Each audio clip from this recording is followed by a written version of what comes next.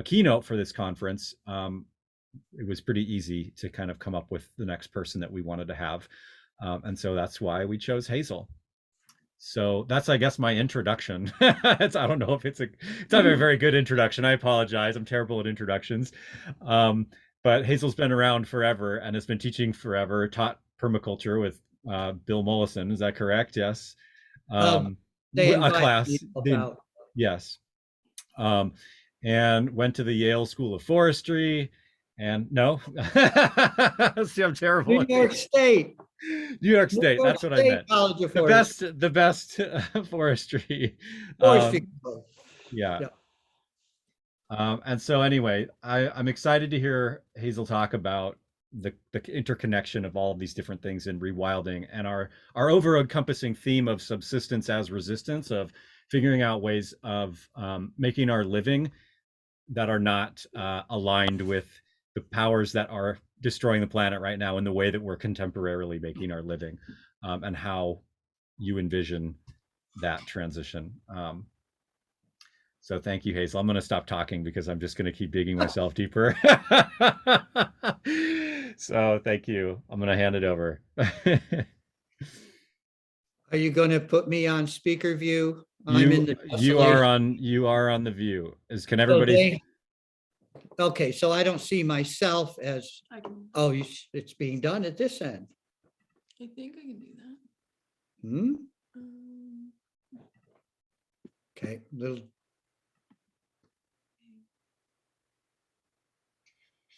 No, it's fine. No, I got it. Okay. Oh, wrong speaker. Then get me up there. Maybe start talking. If I start talking, will I appear as the speaker? Take the mute off. Okay, one. Are we working yet? I'm waiting. You are the main speaker on my. Oh, there we go. What? Oh, it looks like an old movie. Yes. Welcome, my fine feathered friends and all sentient beings, all gratitude, all thanksgiving to all the energies and spirits of all the dimensions.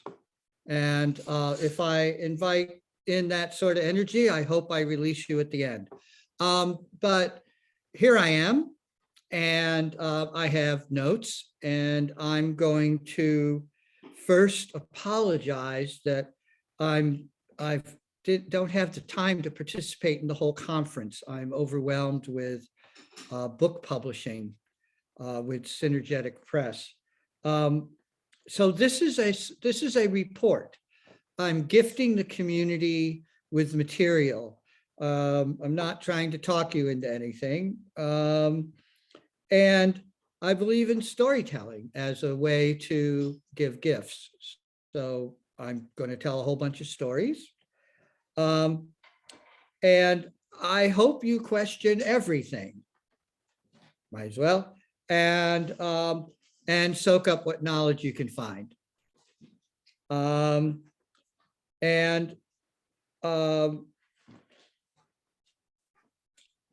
I hope what I say contributes to rewilding, because the wild I see as ultimate complexity that we should have great honor and humility before.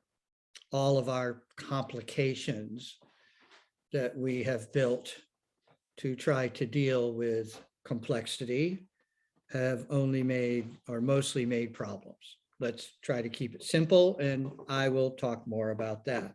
So first, I want to talk about the process I went through for assembling these notes and ideas. So I just taught an outdoor social forestry course. There were about 20 of us there, and we did indeed meet outdoors with tarps on two sides of a shed and a charcoal brazier and a chalkboard with actual chalk. And what we do at our courses in Southern Oregon with Siskiyou Permaculture is the best of yesterday. And we sing a song, and people get into it. So I'm going to be delivering you information that has already gone through a global conversation and came back to me. So this is an edit by the participants in the course of the ideas that they enjoyed the most. And it was very handy that that I could find those ideas from the photographs, digital photographs. We had a sketch artist, that would have been nice, of the best of yesterday. So I see it as a record of the resonant ideas and the shout outs. And I edited a little bit and I clumped things in categories. And I'm walking through these ideas as if we were walking from tree to tree in a sacred grove. And if I could name the name of that tree and its associative epics, that would have been nice. But just kind of imagine this grove of trees we're going to be walking through. And that's something that I got from my own culture that'll come up in these ideas, which is phraseologies, referential interjections. Most indigenous languages of people of place are not isolated, fragmented words like the English commercial language. They're a collection of little teeny stories in the form of phrases. And when a member of the community speaks one of these phrases, and everyone is a member of that community, then that phrase reminds everyone of a larger body of knowledge. So I'm going to demonstrate that, but I won't be able to follow down all the epics behind those things. But I hope that I'm generating a sort of a list of suggestions of things to talk about and things we might consider in our rapidly approaching future, you know, the one that's arriving every moment. What we call that in Quakers is queries and advices. So you're going to hear both from me tonight, the questions and the comments, the opinions, as I like to say. Did you know I have opinions? I do. I have opinions. It's true. I make some distinctions in the nature of knowledge that not everyone agrees with, but I'm going to put them out front because of the way I'm going to talk about them. So we have a kind of a vocabulary. There are epic story cycles. These are the old stories of a people, and they generally come out of the wanderings of those people or the trials and tribulations of those people. And that epic story carries with it information, knowledge, which I would say contains within that traditional ecological knowledge. It may be clouded, but it's there. So I think little bits of traditional ecological knowledge are in all languages. They travel, but they get confused because they're deracinated from their origins. Nonetheless, we can find that wisdom and we can honor it. Indigenous ecological knowledge does not travel, should not be interfered with. If you just dropped in, you won't understand it. You shouldn't even ask, but let's admit it's there. And it's super important because for persistence and for dancing with complexity, indigenous ecological knowledge is key because so much goes missing when things change, when we lose elders. And only through storytelling can we hold on to la lacune, the things that go missing. It's only stories that help us remember, oh, we should have thought, oh, right, that story about, so lacune, you can't solve for them with modern science or mathematics. You have to remember. You've got to have a story. So then there are practiced traditional stories of place. To tell these stories, you apprentice, and you do it exactly right because it's oral history and you have to hold on to it. So it needs to be done carefully and repeated with good representation and good practice. And there's lots of stories from different cultures of how intense the storytelling apprenticeship can be when you're doing that sort of story, which I am not. I'm basically brainstorming. I'm bridging. I'm going to bring you some stories from my own tradition. Okay, and for that, after all those apologies and setup and notes about my process, so that I'm fairly upfront, I'm going to tell you something about my background, a very brief but ambitious, brave on my part. I'm going to make it simple, which it isn't. So both my father's family and my mother's family have been in the upper Hudson Valley for 400 years. I come out of really deep roots. And I myself have now been in Southern Oregon for 50 years. And I've gone back every 7 years to visit, and my people back there, all my siblings, still expect me to come back sometime. No, but anyways, my mother's family is the culture I was raised in, and it's the Hicksite Quaker farmers, going right back to the early Mayflower landings, the Plymouth community, the King Philip's War, which my Sisson ancestors had something to do with. And we escaped to Rhode Island during that war. And then descendants of that first family moved to the Hudson Valley. My father's family, I think, goes back to the earliest Dutch settlers in Fort Orange, which became Albany in upstate New York. So my father is a Dutch-German soldiers, engineers, business people. My mother, farmers, small businesses. And our traditional lands, the Tri-County area, Glens Falls, Hudson Falls, Fort Edward, South Glens Falls, is an industrial waste zone. It's highly toxic. My siblings have moved out towards the Vermont border. The Hudson River itself is destroyed by the industry, which my family's farming was shut down by the Rockefeller plan, and we were forced into the factories. So I'm an ecological and political refugee on the West Coast. However, my strong background of continuous First Nation contacts culturally on my Quaker side is quite deep and continues to come back and visit me. So I won't say a lot about that right now, but I have a thread there. You can read the book Shell Game by Jerry Martien and pick up some of it. My father's side, I don't know as much about because of the military aspects, which we were not being educated in as Quakers.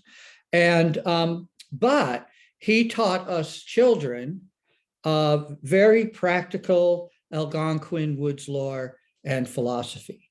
And I don't know where he got it, but I have found out in my life that that's what it was. And it was the Abenaki people, Algonquins, who visited my Quaker ancestors in the 18th century, famously at the White Feather meeting. So this goes on for me. I've been dealing with Indigenous people on various continents. I've worked at Indigenous colleges. So I have this thread. but I consider myself to be a traditional. I was raised in a traditional way, in a traditional village. So I carry that thread as a bridger, as what do they call that nowadays? Intersectional crossroads. So I just want to say that. I've been told that if I'm going to be called out, I need to introduce myself up front. And I won't go through my radical rap sheet right now, but I've been on the front lines all my life, and I've seen a lot of action. So I'm not going to be easily intimidated, but I will speak my truth. And who knows how much longer I'll be around anyway. So I'm brave at this age. I am just about 75 years old.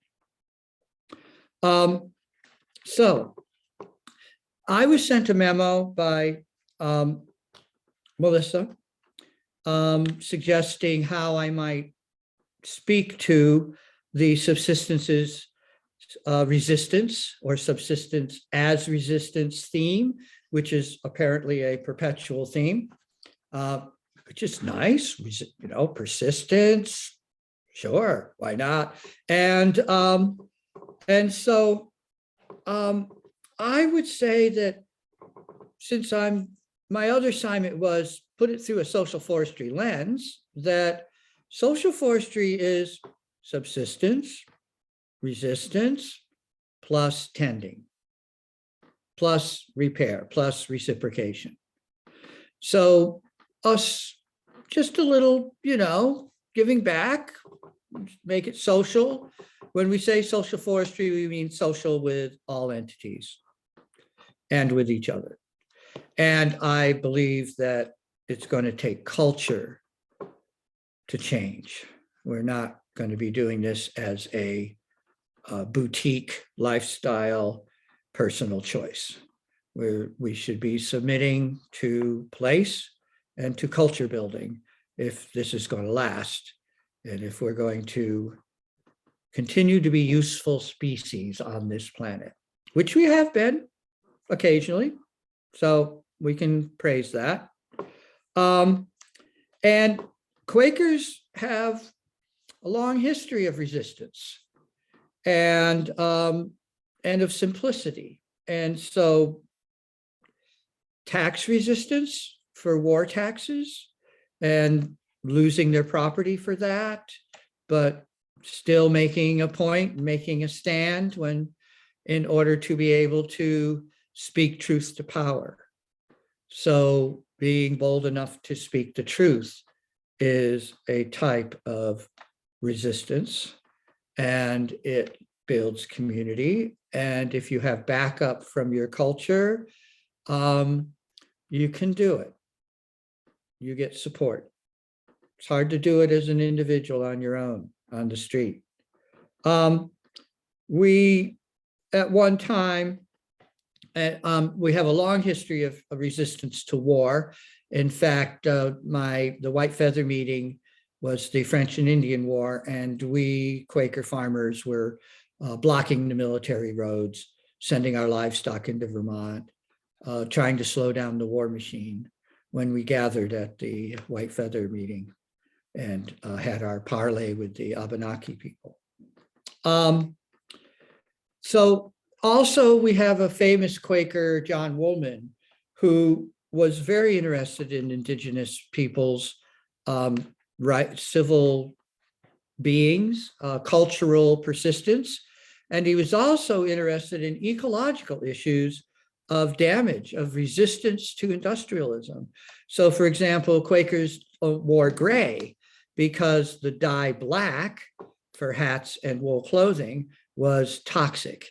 And the slaves and indentured servants who were employed in dyeing cloth were dropping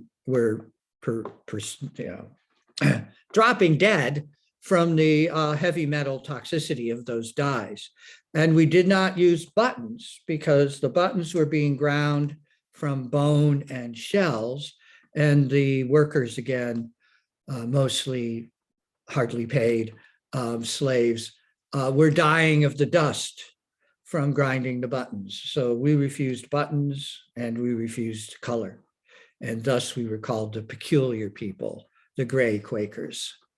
So that resistance was speaking truth to power, and trying to do it in a common way, open to this whole society. The Quakers feel that they will speak to anyone and are interested in friendly persuasion, not argument, and are patient, and have had some successes and have made some very big messes, which, like penitentiaries, Bureau of Indian Affairs, a few others, but we were trying. So lots of history there. Now, then dropping out. Dropping out of what? Dropping out of industrial organics. Do you know where your organic food is coming from? I live on a farm. I'm cheating.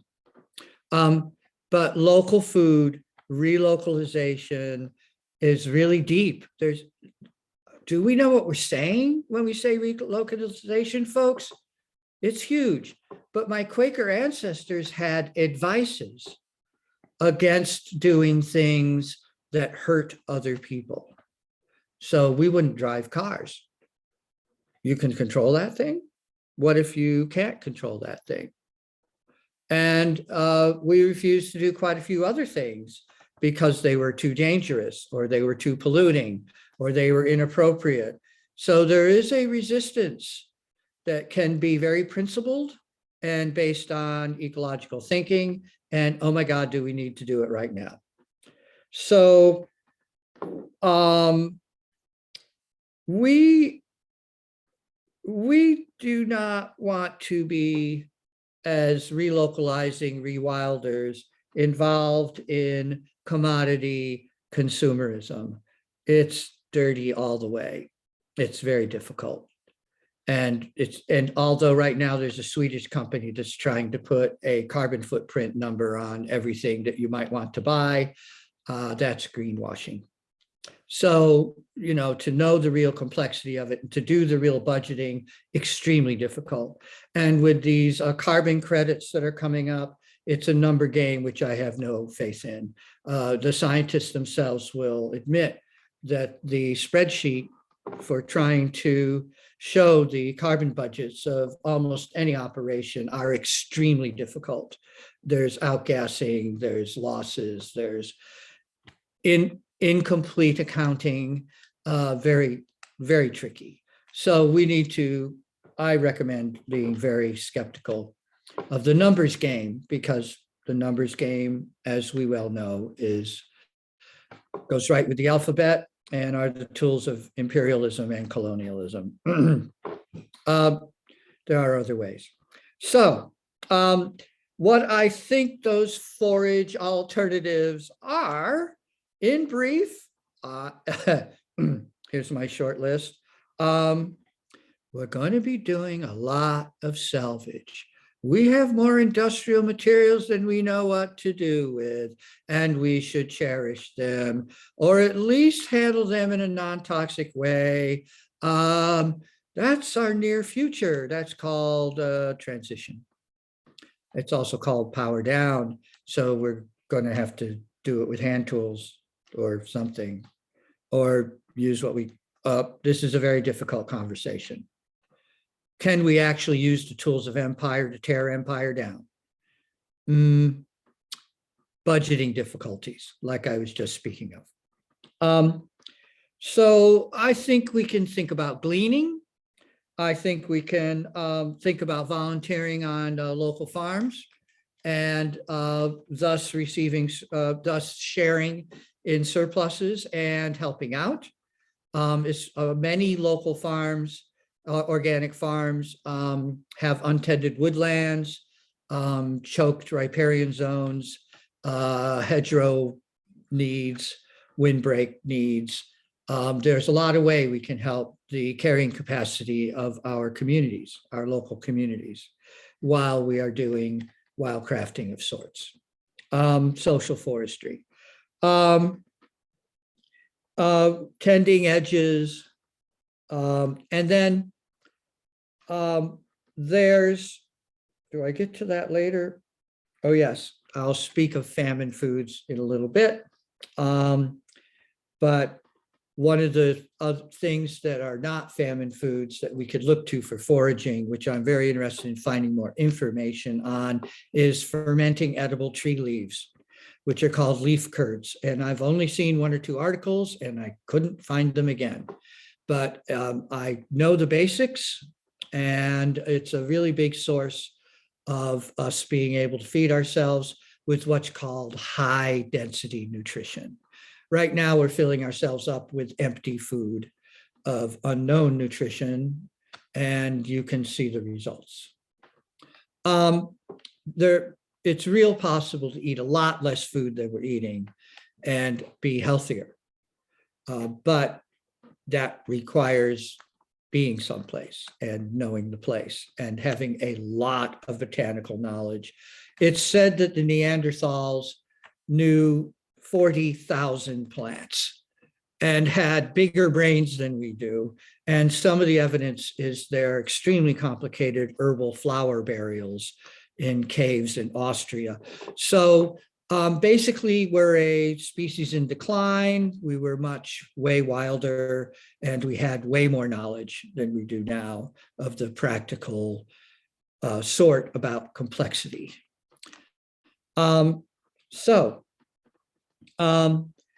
Relocalization. I'm going to repeat. Do we really understand what that might mean? And I think the biggest challenge here is the transition. How do we even think about it? Well, we might have to just do about it and not have much time to think about it. So you all folks have a weekend now where you can think about it. Take good advantage. I wish you wonderful talking to each other. And then the next part of the agenda I was given is village building, or becoming people of place, new patterns of inhabitation in rural or extensive landscapes that are being rewilded. And I'm lucky enough to be living in the Applegate Valley, and we have a nonprofit called A Greater Applegate with my friend Megan Fairman as the chief visionary officer. And I gave her that title 2 nights ago. So we haven't made the t-shirt yet. We're working on it. So the chief visionary officer and I have a few years here of doing what's called community inventory. And we have posters of this process where you get together in a similar way that you folks are going to in your discussions. And we switch it up and use systems mapping to think about where we are, what we've got, what needs to be done, a bunch of categories. And that community inventory, when you first do it in a brainstorm list form, and then you deploy the list, then you clump the subjects between neighborhood lists that you brainstorm, you can then do these systems maps of the categories that fall out of the neighborhood brainstorms. So this has led through a number of years of process to realizing that in the Applegate Valley, we have over 100 neighborhoods. I've heard 110. And so far, they've been very difficult to congeal because they're in 2 different counties, no municipal governments. We're a rural area, tax base. We don't get much services. And many nonprofits have done some form of community inventory, have come up with the same complaints over and over again, and then they blame the agencies, the governments, and the granting organizations instead of the community itself, because it's so difficult to step forward within a colonial context and reorganize yourself. So relocalization to what?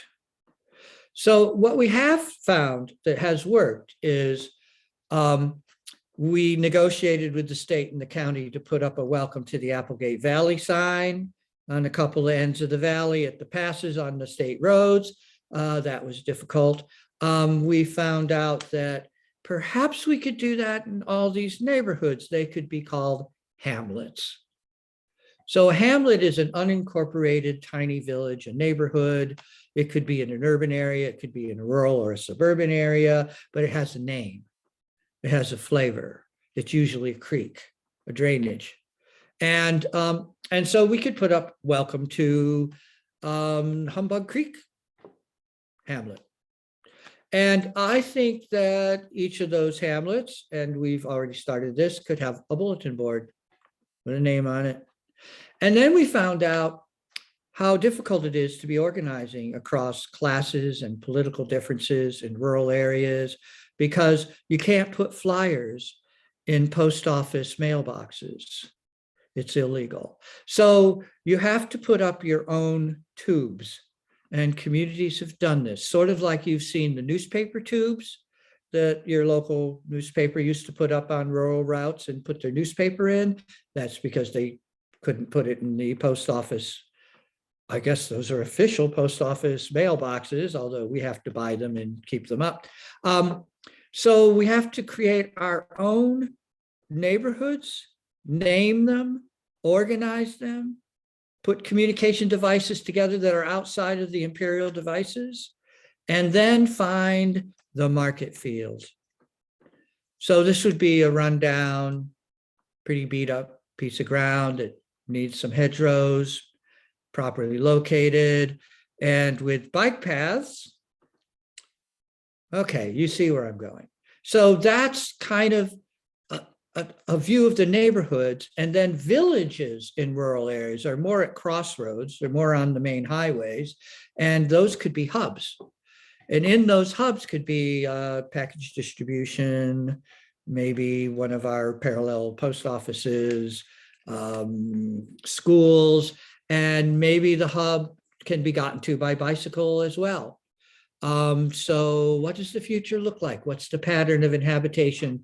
And what can we do now to move towards that? Good. I covered it. I got that. I just checked off the agendas I was given. So I've done that part. So back to high density nutrition. So first I want to mention a few things, because it was part of the assignment. First of all, boy, do we need to know herbal medicine. And it's the people's medicine. And it's local, requires a great deal of information. And that includes phytopharmacology, knowing what's poison, what's good. That's clinical, that's cultural, that needs stories, that needs children. And I was raised that way. I was taught why plants have the names they do, and I was apprenticed out to learn these plants without being told what their medicinal uses are. That comes later. So get to know things directly. Get the children out there on children's pilgrimages.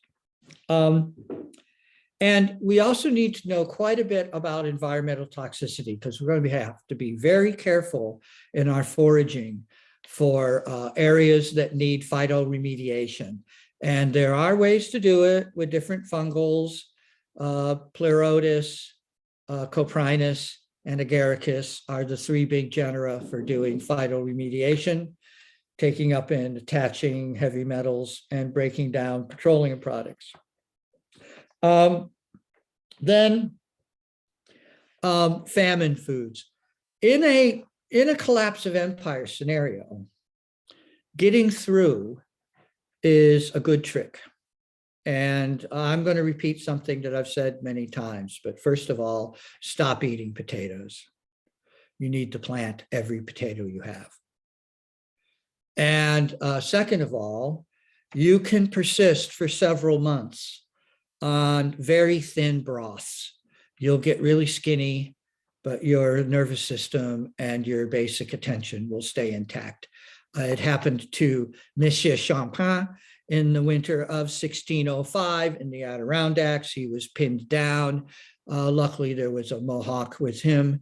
So they found out they could make tea from the eastern white cedar, Thuya occidentalis, also known as,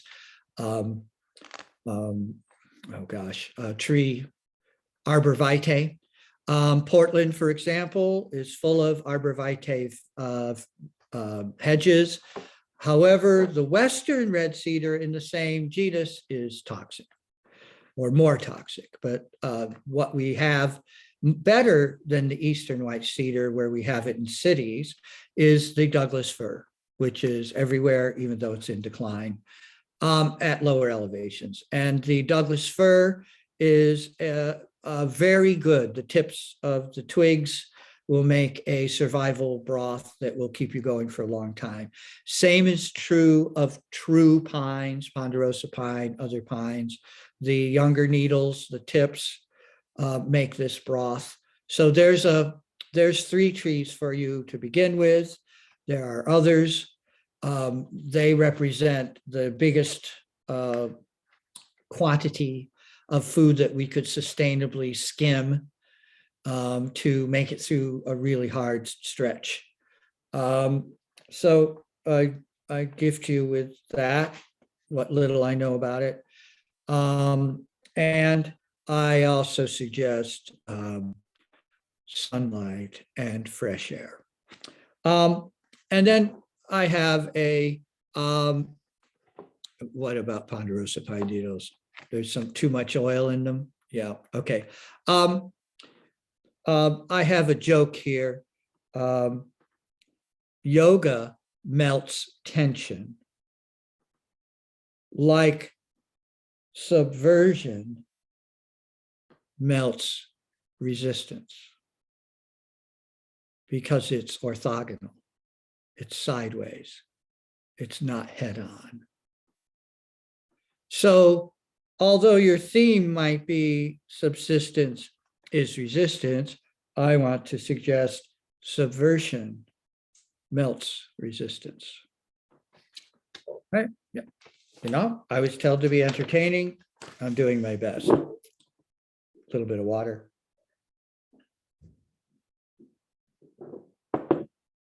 Okay. Now we're going to do some speed dating with ideas.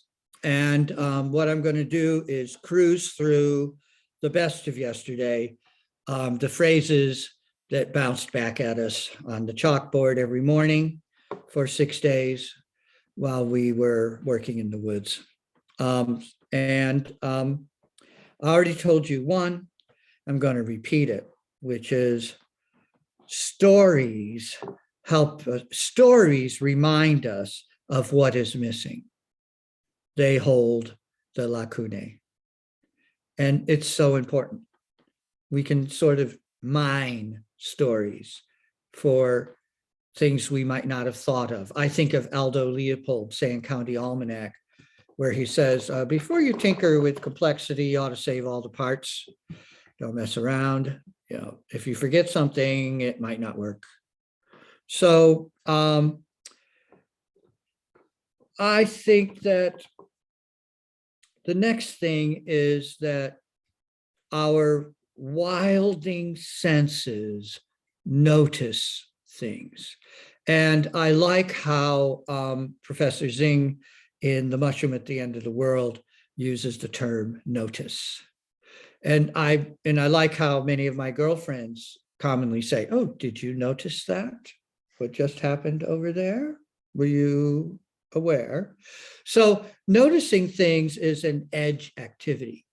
You see it in the corner of your eyes. Your intuition picks up on it. You need multiple antennas to notice. You also need a lot of stories so that you see a pattern and you notice it. Oh, that's that pattern. Interesting. Because what we really need to pick up on in order to do perfect timing in social forestry is emergent properties of complexity. We can't read the complexity itself directly, but we can notice things. that are emerging from that complexity. And oh, there's lots of stories about that. If you see this group of birds moving through those trees, it probably implies that the weather's about to change. I just made that up, but it's an example of how you put those things together. And to repeat myself, complications do not control complexity. And right now, the empire is trying to get more complicated. Good luck. I don't actually think we need much resistance. I've been telling people our job is surfing and dodging. So I may return to that theme in a little bit here. So what I've been teaching in social forestry more recently is the 4 S's: sequence, staging, sorting, and stashing. And a sequence is sort of a knowledge planning, council-based, guild cooperation conversation. And it's the thing.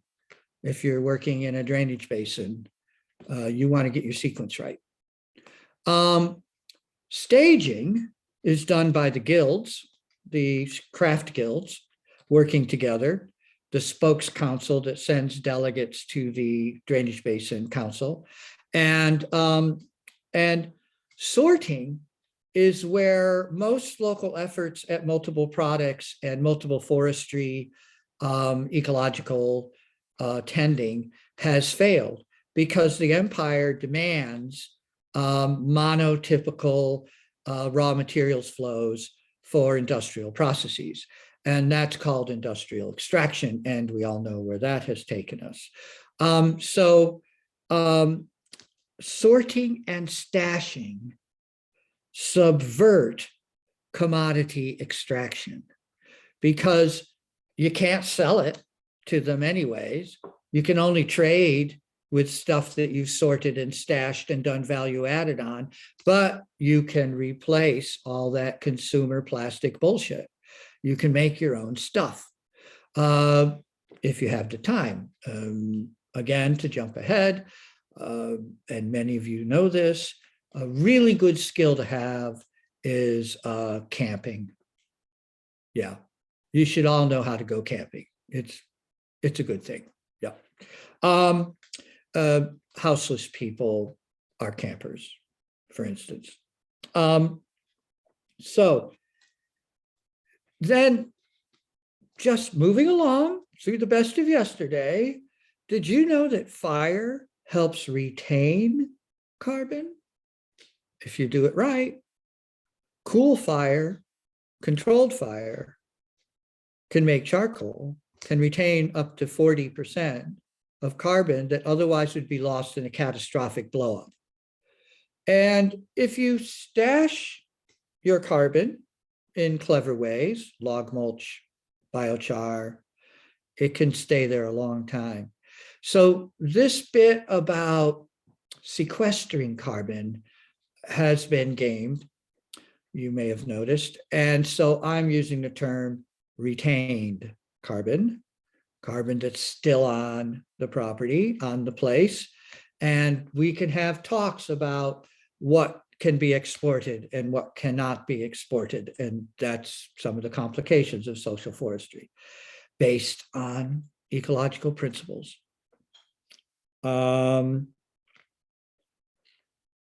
Thus, amongst all these ideas, on a hopeful note, many of the things that we're doing helter-skelter, when we're in the aggravation, just before we go through the phase change, which we can't even imagine because it's so big, and we can't see on the other side of it by the laws of chaos and mathematics, still, some of what we are doing right now are the crystal seeds of the future of new organization in a world that we can't imagine yet and that we can't see yet.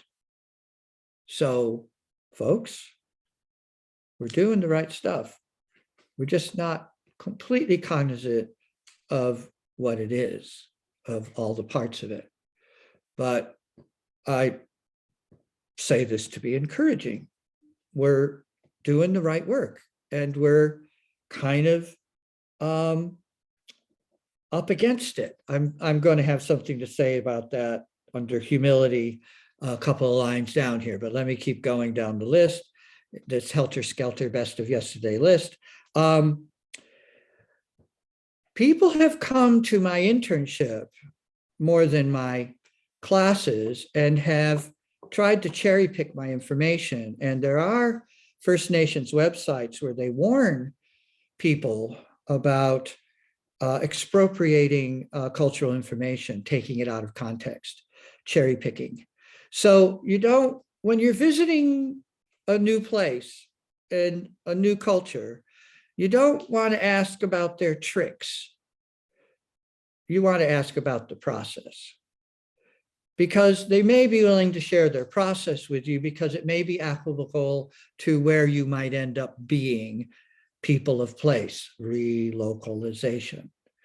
Otherwise, don't be stealing shit.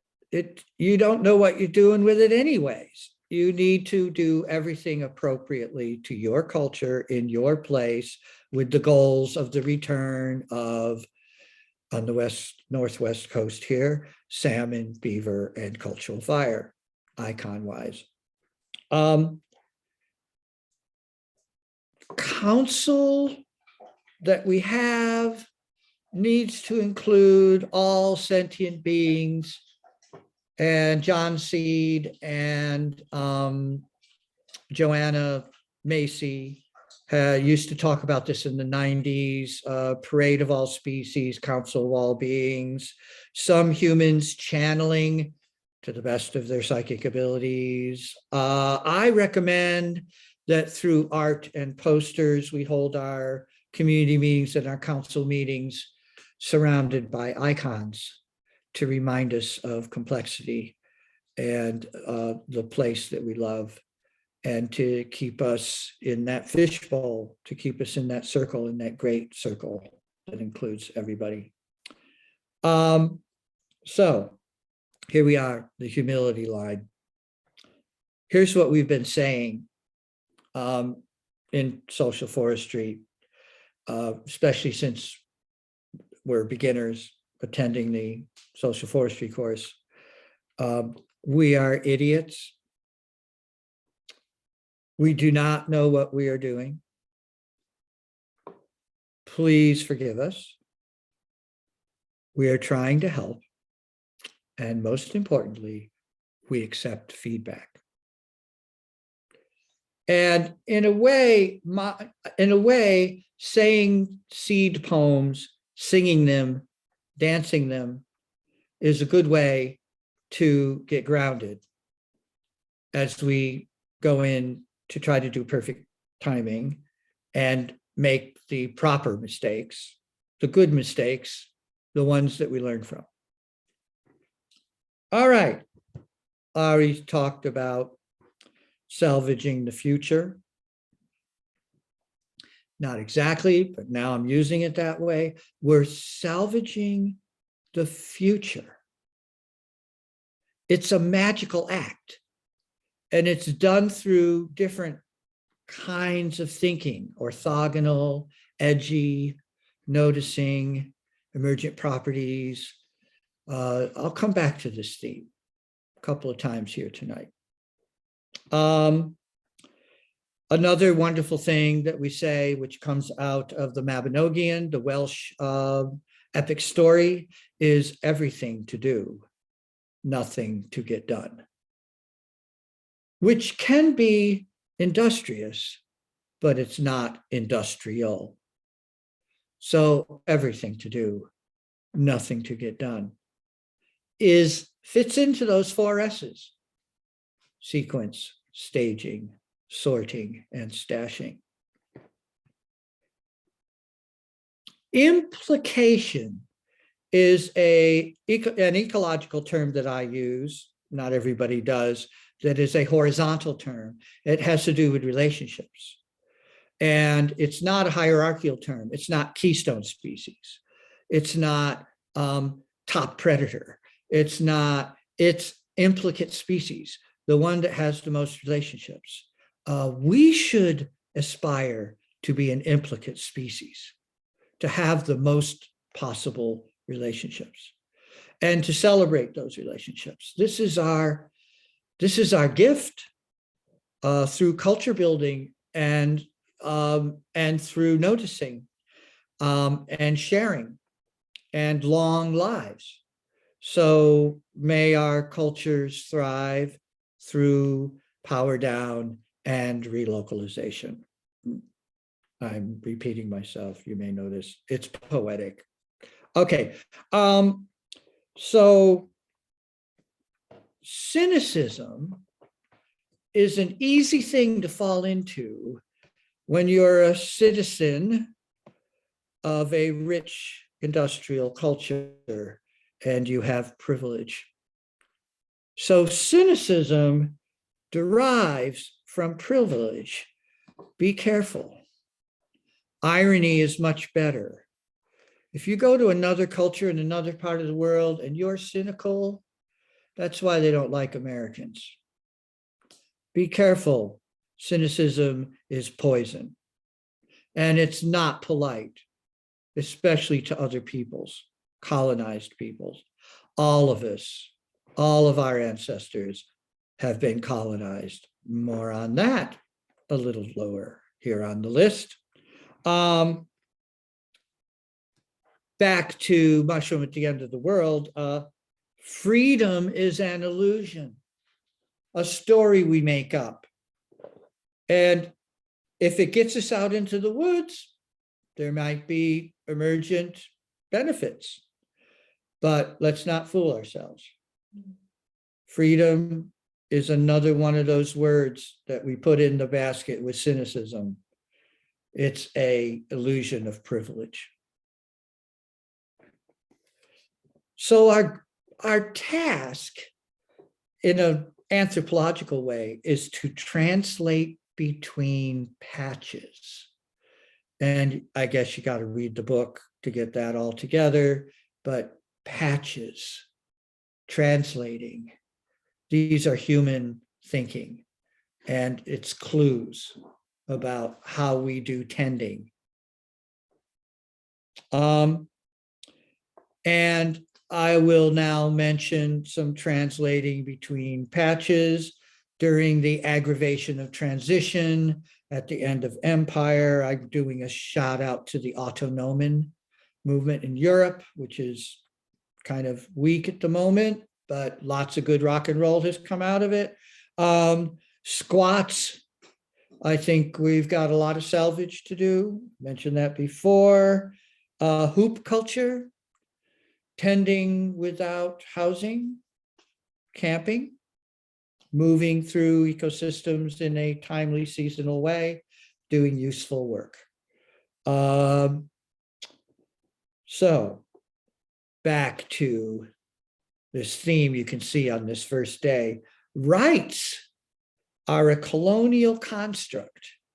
When the kings of Northern Europe, those of us who have ancestors in that string, that thread, removed our ancestors from their traditional cultures and villages, their pantheistic, tree worshiping, druidism, whatever. They enumerated what rights the peasants had on the king's land.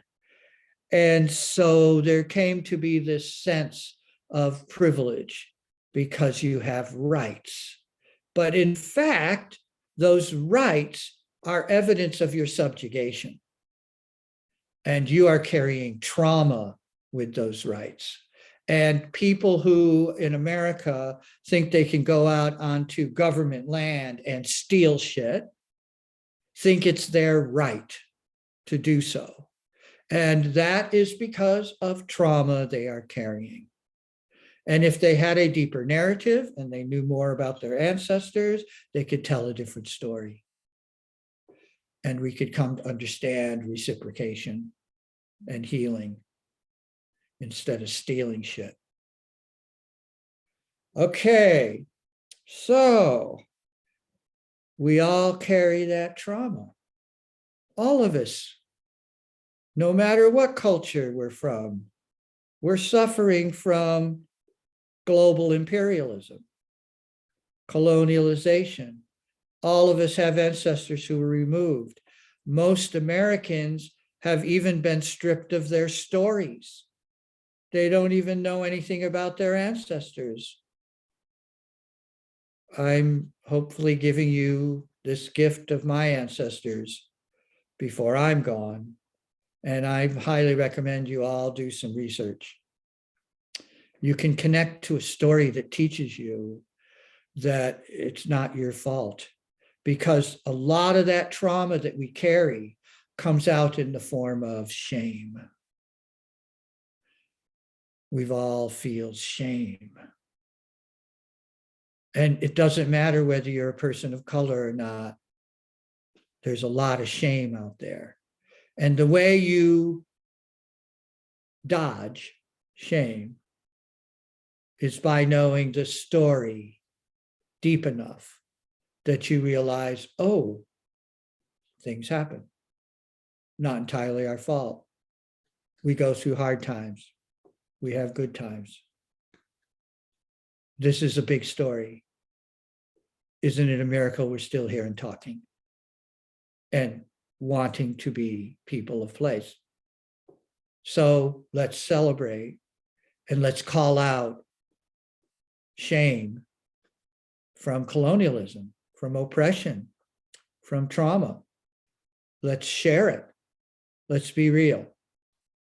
And oh my gosh, so many of the people in my culture who got broken from my culture, who have lost their roots, I have run into descendants of theirs later in their lives here on the West Coast, and they're all carrying shame. They think they blew it. It's more complicated than that, or complex, if you wish. This is a big story. How do humans deal? Where's our healing? How can we come together? And I'm going to tell you it's through culture. Because the way that I, as the last of the Quakers in my village, was able to survive public school was because I had culture that told me, well, you're going to feel this, and you're going to be told this, and you're going to be called these names, and you're cool because we'll back you up. And here's the story. So that I have great gratitude for. Saved my butt over and over again in my life.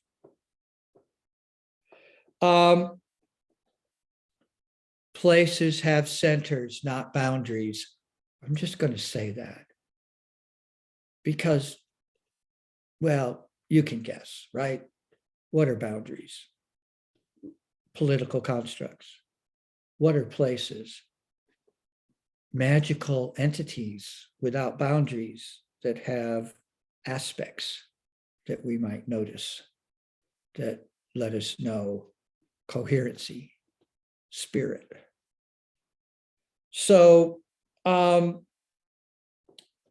prevent arrested succession. Elaborate the implications. Phrases, big stories behind them, might make good bumper stickers. Nobody will know what it means. Put it on the back of your bicycle. Avoidance magic, sympathetic magic, alignment with spirit. These are skills. They can be done with dance, song, rhythm, rhyme. It's what we do. We're humans. Dunbar's numbers, proper scale. That's some of what I talked about just a little bit ago with villages and hamlets and hubs and interconnectivity. Dunbar's numbers have proven out very well. There's only 120 people you can know by name. Biggest a village can be and function really coherently is under 500, maybe under 300. It goes on. A good meeting, minimum number 8 or 10, 13, the famous 13 in a coven. 23, getting a little tricky. 32, you better have good facilitation. Going to be really hard. Time to break up. So all these scales, these numbers of scales, and how we connect through scale is really important. And it's a type of cultural arithmetic, if you wish.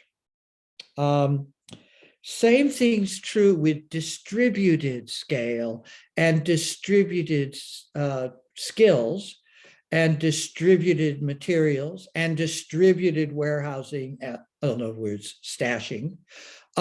So this distributed word is very useful. And I'm going to mention, because in all of this is carrying capacity. And no, hardly ever do we hear about that. Oh, we'll just import things. No, we need to have the conversation about carrying capacity. It's scale. It's about scale.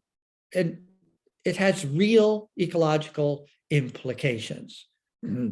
Sorry, I'm being poetic again. So the Quakers,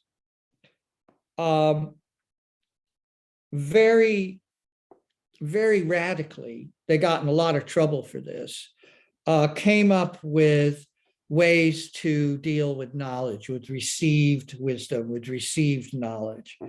And so one of the things they did was testing the scriptures. Big trouble. So that's what I meant early in this talk when I said, don't believe anything I say, think for yourself. And if you do receive knowledge, even if you are told this is a traditional story, it contains sacred knowledge that should not be spoiled in any way, you should still listen closely and be ready to test the scriptures. I'm going to keep going here, so don't get mad yet. All right, so the next thing we said was, and the other part is continuing revelations. New information is coming through. Old information is coming through again. Information gets picked up, rediscovered, but it's continuing revelations. And maybe it got lost out of the scriptures. It's lacunae, and here it is again. Would we notice? So what my ancestors, Quaker culture, put together was called clearness committees.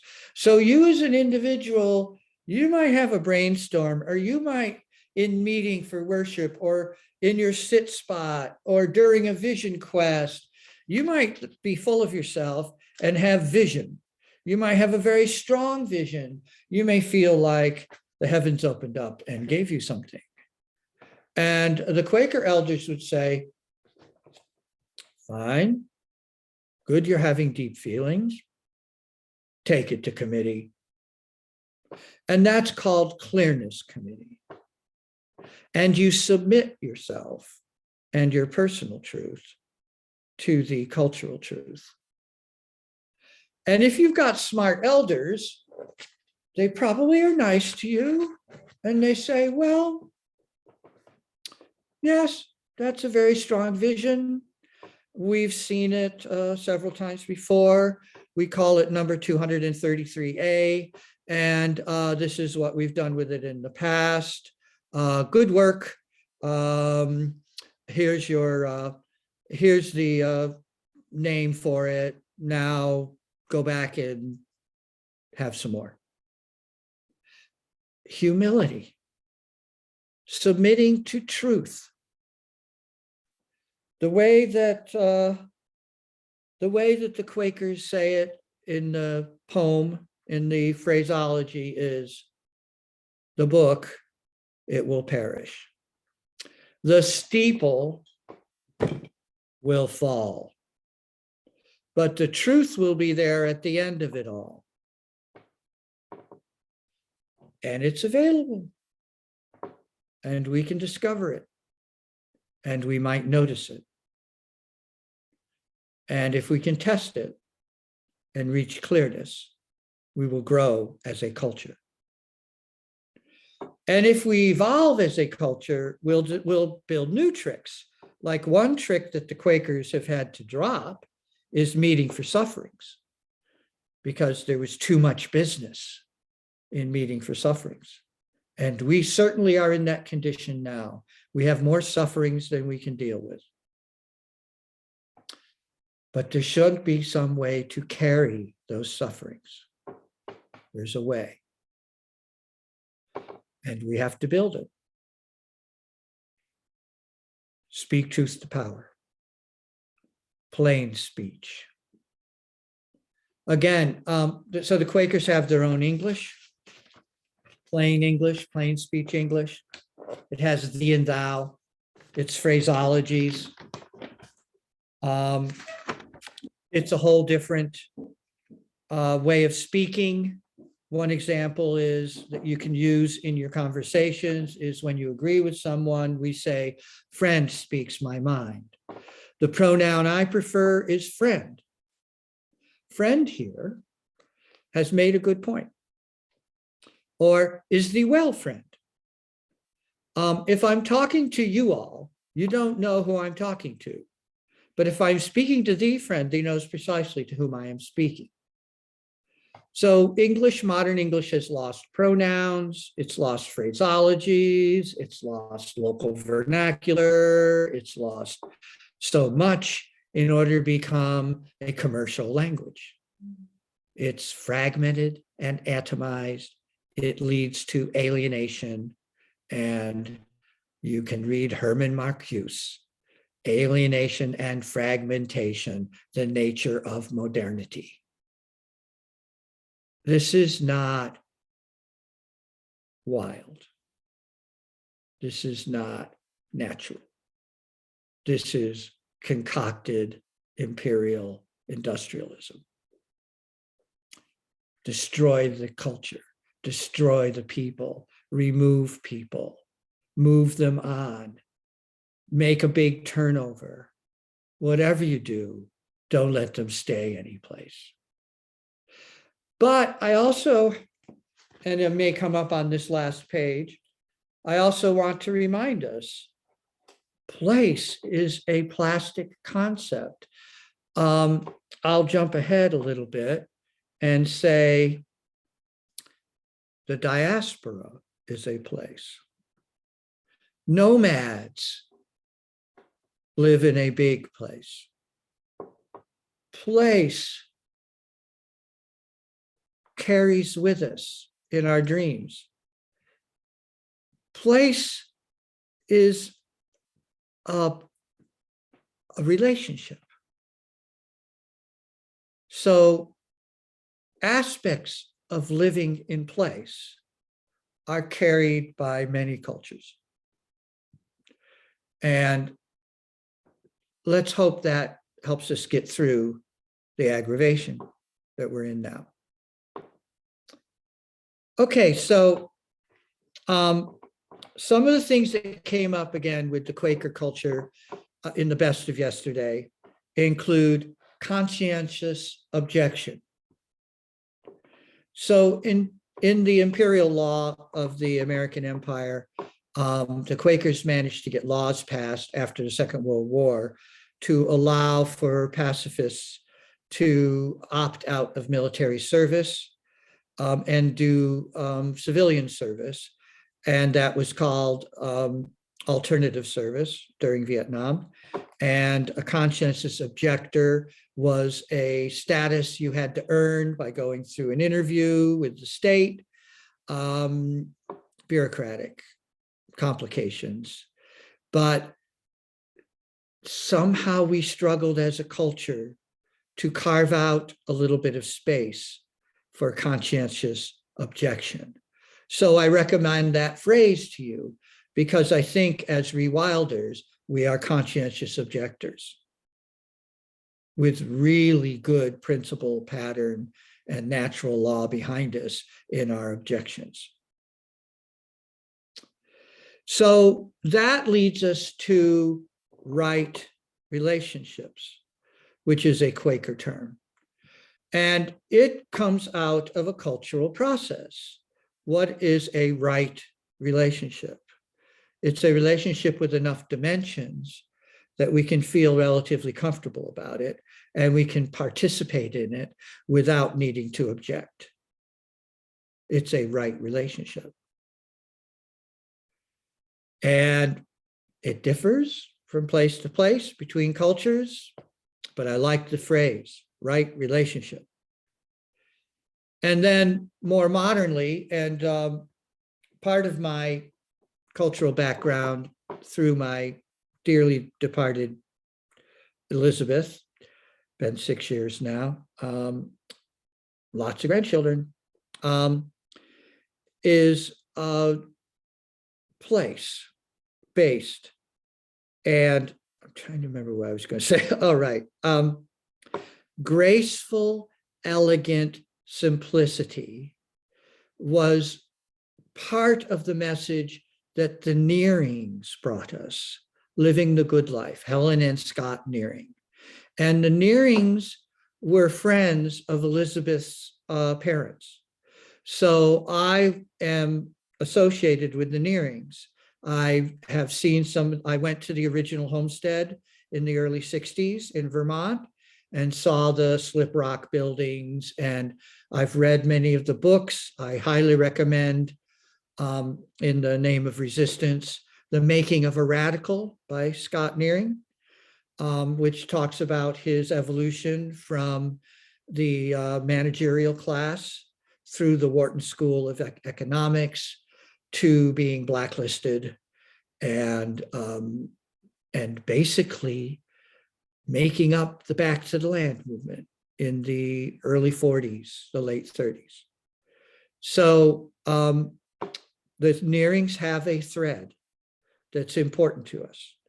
And it has in it this idea that what do you actually need?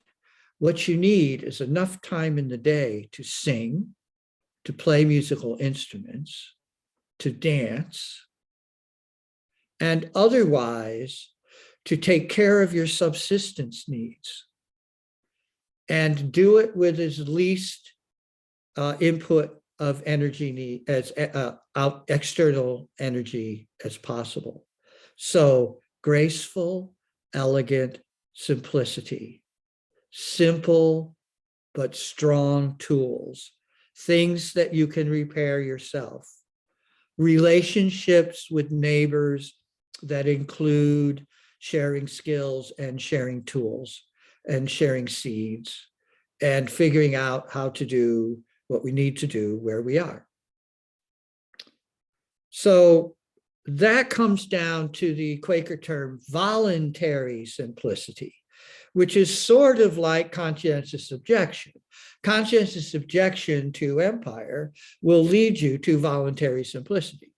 And voluntary simplicity, with any luck, will lead you to clarity, especially if you have culture that can help you become more spiritually clear. And if you reach a certain level of clarity in place, you may be able to pull off perfect timing.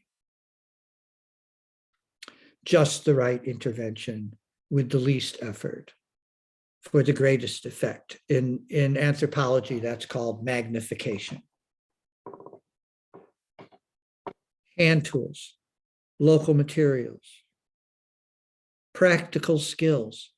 We're very low on practical skills in the participants that come to our social forestry class. Then a couple of more phrases from Quakers. No outward signs. It's a difficult concept, but it means that truth is an inward experience, even if you hold it within community. We don't believe in outward baptism. We believe in baptism by the light. You experience spirit as an inward experience. through inward signs, not through outward signs. Your outward experiences bring you inward truth. So beware outward signs. They in themselves should not be worshiped. This is old stuff. Clarity and discernment. There's that phrase again. Clarity and discernment. How do you know what is the truth? Only through a cultural process. None of us on our own have a clue. Well, we have clues, but we need to take them to committee. All right. Now I want to talk about animal cultures. And this is tricky stuff right now. What time is it? 7:25, thank you.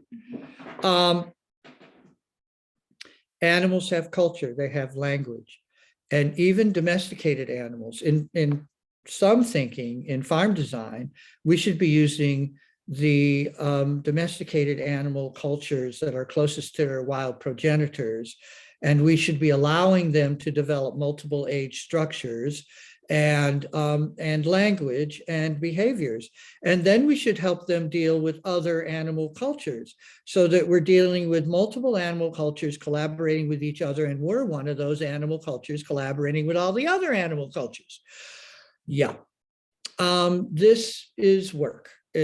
And if you have culture of place, you'll get a lot of clues about how to do that. Dancing, the names of our guilds, the names of our clans, carry a little humility and connectivity between us and other animal cultures so that we mimic, or we look carefully, or we try to notice, or we learn from, but we're definitely very respectful of. And so we're collaborators. And we can talk back politely. I mean, one good example of, I think, that came up in this last social forestry course of expropriation is using bird calls that have been recorded in order to attract birds of that species for your personal pleasure or counting. This is cultural interference. You as a human have the right to imitate an animal song or an animal cry to the best of your ability. You will fool no one in that animal culture. But to take their own language and play it back to them, I think that's inappropriate. I think that's very interfering. And lots of birders agree with me. So, but I'm using that as a story, as an example of something we should talk about perhaps. Empathy, not sympathy. If you have empathy, you stay in your center. You are noticing. If you are sympathetic, you're leaning in. You could make mistakes. You're not in good balance. Be careful with sympathy. There's places for it. Better that you keep your center, be observant, and have compassion.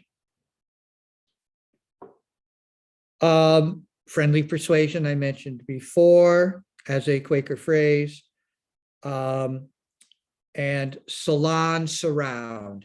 We use the idea of salon, which seems to be close to the conversation mode that you're using in your conference, comes out of French women during the revolution in the late 1700s.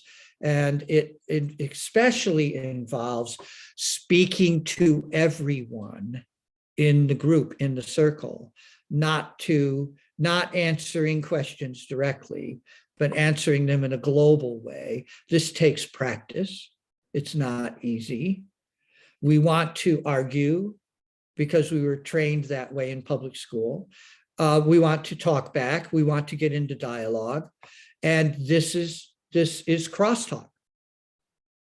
In a salon atmosphere, in a salon surround, we act as a culture and we talk together as a culture. And thus we build that higher level of knowledge that is held culturally. that is held commonly.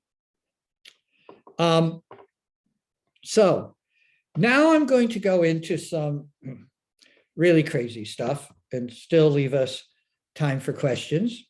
I want to talk about law, imperial law, and other laws.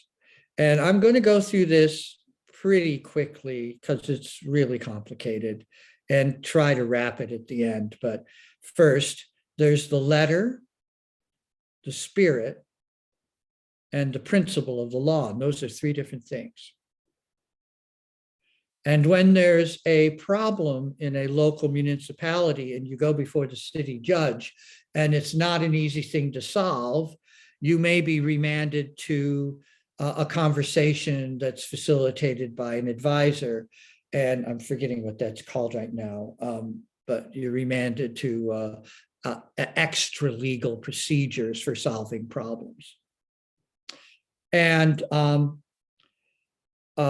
there are old law remnants in modern imperial law. And you can kind of lean on old law, like Old English law gets mentioned, even though it's that law I mentioned earlier about the giving of privileges and rights by the king. Nonetheless, it has precedence and age. It's interesting historically. It's part of the story, the narrative. And then in our modern times, back to that city judge and this problem you're having because of some ordinance about cardboard or firewood. And you're talking to the city judge and you point out in the law books of the city that there are contradictory ordinances on the books. At this point, the body of law in the empire is bigger than anyone knows. It's the biggest body of law that's ever been accumulated. And basically, everything is illegal. What I'm doing right now is illegal. I am being subversive. There's a law against it. And I'm speaking truth to power. It's my cultural background. I have backup. Besides, I enjoy it. Anyways, so how one speaks about law can be very interesting. And you can have this conversation in the most unusual circumstances. So it really counts to get educated, to get yourself some education and to know some things. And I'm going to jump ahead here. Where do I have that? Oh, yes, here it is. My experience is that the most colonized indigenous people know the law better than any white folks because they have to. Similarly, a low-ranking non-com in a military service will do well to learn the rule book. Get out of trouble a lot by being able to state page and paragraph number. So I have learned more about how imperial law works from its most horribly subjugated victims than I have from my own education. And I really appreciate that. So great deal of gratitude and thanks to my friends of color, who've taught me tremendous things. Cultural wisdom as well. But we're talking about law right now. There's deep law. There's natural law. There's physical principles of the universe. I like to joke with my friends, please tell me that the physical laws of the universe still hold, because what I'm hearing in the news is that they don't matter anymore, that we can ignore the physical laws of the universe. My culture says no. They'll come back and bite you. There are limits. That's a good bumper sticker. There are limits. Okay. So precautionary principles and the natural step. These have come out of Europe, and they're very good ways to use natural law to widen the conversation about the letter and the other aspects of modern law. And in order to do tending the commons and build drainage basin councils, which were once known as watershed councils, we can indulge during transition in stewardship contracts, conservation covenants, caretaker co-ops, third-party land trust oversight. Those are some of the concepts we can build on in the meantime while we try to bridge. And some of this is very difficult because of class issues. I don't believe there are land owners, but perhaps we can call them land holders. And we can ask them to recognize their responsibilities and their relationships. And that might build bridges so that we can work a larger commons together where we are. Back to what I said earlier about the Applegate Valley.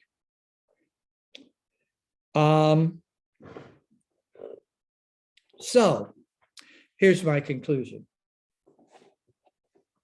Don't run away. It's so colonial. Such an American thing. Just buy, if you're an American and you want to change, don't you just go out and buy a new set of clothes? Change your name? No. We can't run away. There's a reality out there. It's a natural reality. It's kind of cool and thrilling. It's full of spirit. Quick fix, retrofit, and ultimate. If we can break down proposed activities into these three categories, it'll help us, because a quick fix doesn't do a lot of harm. It's pretty obvious. We don't need to go through a lot of council work. We can just do it, and it helps. Retrofit, that takes council, budget, planning, the 4 S's. Retrofit is our work during the aggravation, approaching the wall of change. It's retrofit, and we'll learn from it. But we should have ultimate vision, because ultimate vision keeps us aligned with truth. The truth there at the end of it all.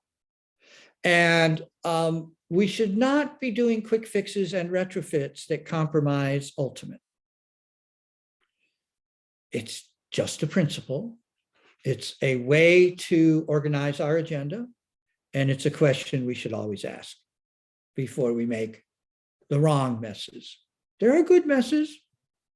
There are bad messes. Okay. I already talked about diaspora and nomads. I have found children's pilgrimages, which I was blessed with as a child, to go to the same place and hear the same stories over and over again. I'm really interested now in watershed pilgrimages. In the rest of the planet, the watershed is the boundary of a drainage basin. And what we in America call watersheds are usually referred to as drainage basins. So the watershed is the edge or the ridge line of the drainage basin, and it's a great place to do a pilgrimage walk around the drainage basin. You can notice a lot. And you've got some high elevation camps, and it's wonderful. I've done this more than a dozen times around the Ashland watershed, Wagner Butte, McDonald Peak, Grouse Gap, etc. And circumambulations. So there's a bunch of my stories on the Siskiyou Permaculture website, and one of them is circumambulation of Mount Shasta, which takes a couple of months, month and a half, and goes through a lot of different cultures, a lot of different geologies. You learn a lot. And I want to close this part of the talk with what I learned from the Shasta, what I was gifted with from the Shasta. And this is around and around, but never on top. And I think that fits with the non-hierarchical intention of this conference. Around and around, but never on top. And I was taught it in the language, but to be proper, I'm not going to use an indigenous language, because I was just gifted with that for the purposes of one ceremony. Otherwise, use your own language, stick to the principles, and speak out the poetry. Collect those bumper stickers. Learn to notice phraseologies. Go around and around, and never on top. I hope this has been useful, and I look forward to your questions. Awesome. Much, Peter? Thank you. That was fantastic. If people want to start posting questions in the comment box, maybe we could take a 5-minute bathroom break. Does that sound good? Yeah. Cool. Okay, it's 7:41. Let's come back at 7:46. And if folks want to write questions in the chat box, you can do that.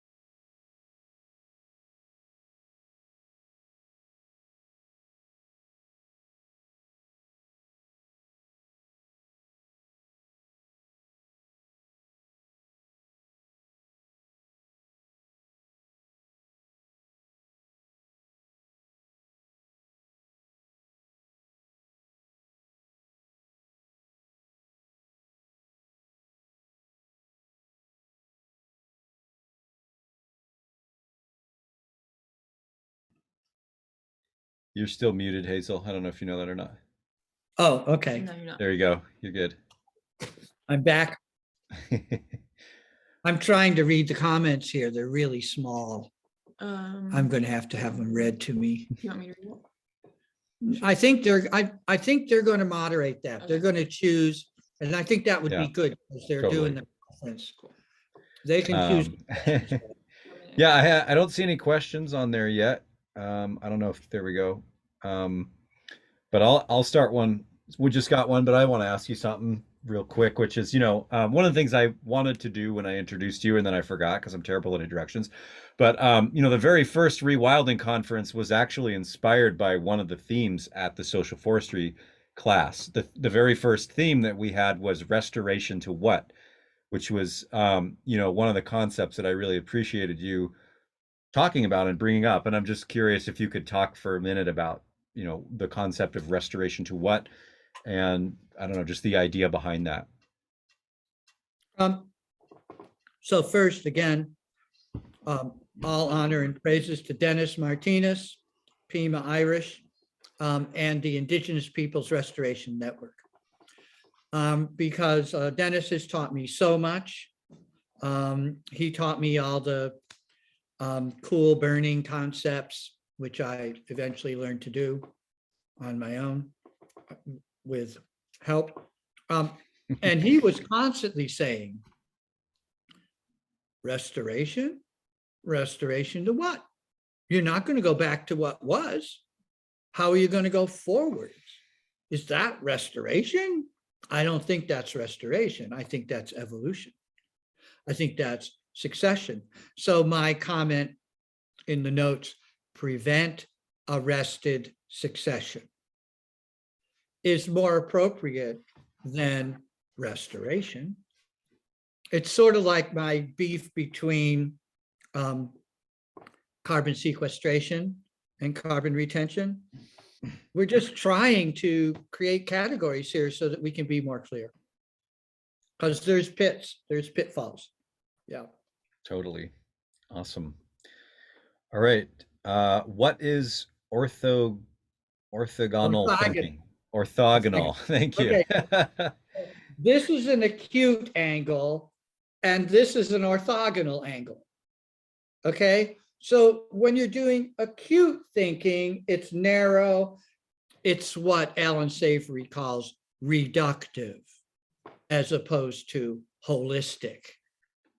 And so orthogonal means going sideways, going off at a wide angle, branching, taking a wild side trip.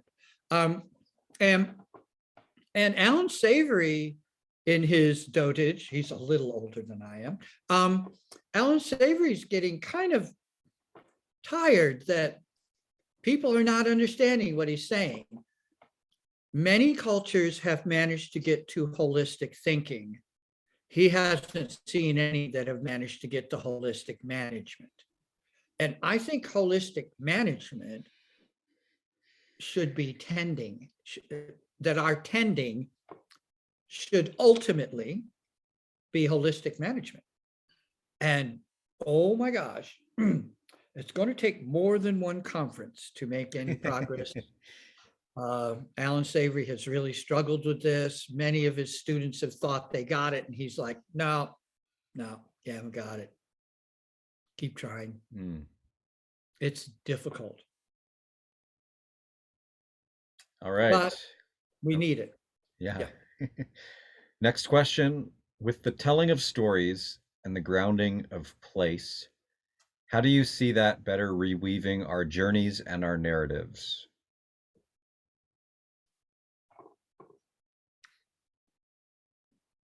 Well,